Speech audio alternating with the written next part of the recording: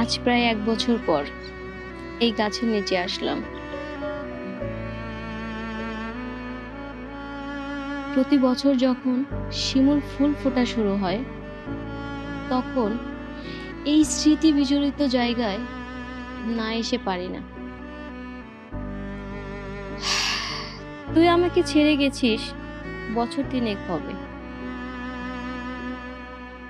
কেমন আছিস তুই একা একা আমাকে ছেড়ে?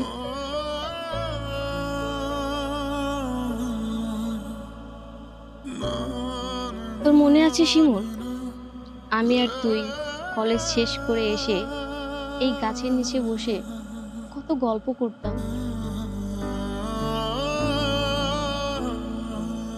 কত সুন্দর মুহূর্তের সাক্ষী এই গাছটা।